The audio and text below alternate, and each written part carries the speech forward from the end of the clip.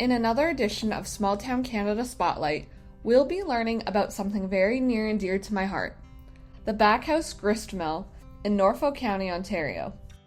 Born in Yorkshire, England, John Backhouse emigrated to the United States in 1791 before relocating with his family to Upper Canada, where he acquired 600 acres of land in Norfolk County, Ontario by 1796.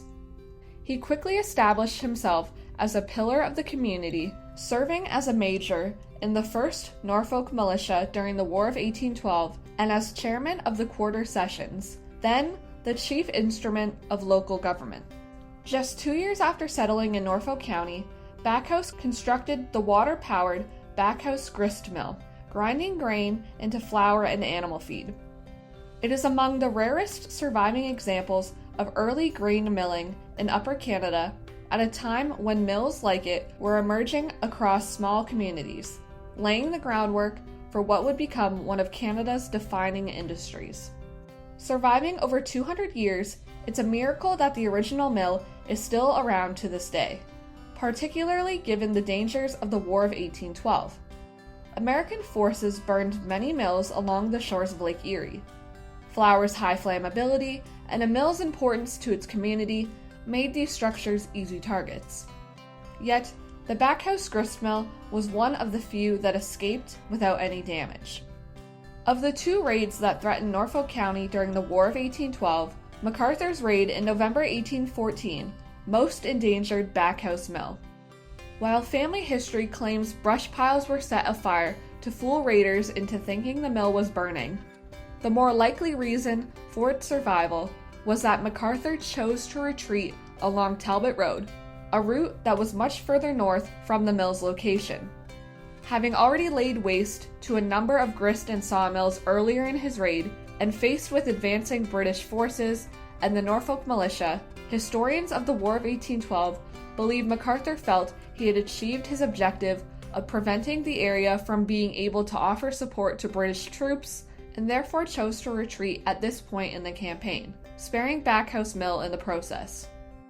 The mill continued operating through the crucial years of post-war rebuilding, going on to serve the surrounding community for nearly 160 years, before finally ceasing operations in 1956.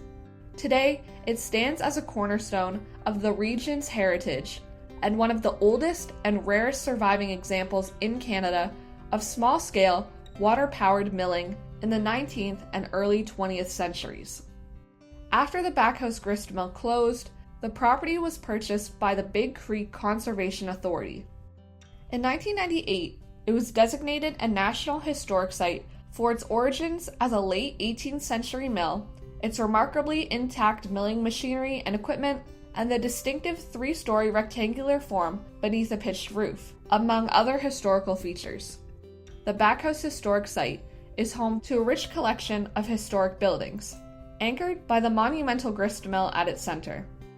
Visitors can explore the 1852 Bacchus family homestead, which is a designated provincial historic site, alongside a rare octagonal schoolhouse, log cabins, barns, and carriage and blacksmith shops. Guided tours, period demonstrations, and hands-on activities also bring the site's history vividly to life. With that being said, the Backhouse Grist Mill needs our help. When I was younger, I visited the Bacchus Heritage Conservation Area several times on school field trips. We learned about the settlers who once lived there, explored the surrounding habitat, and even reenacted the War of 1812 on its grounds. Those experiences are a big part of why I carry such a deep love for history today. Please take a moment to vote and share to help protect this National Historic Site and secure the funding it needs for repairs.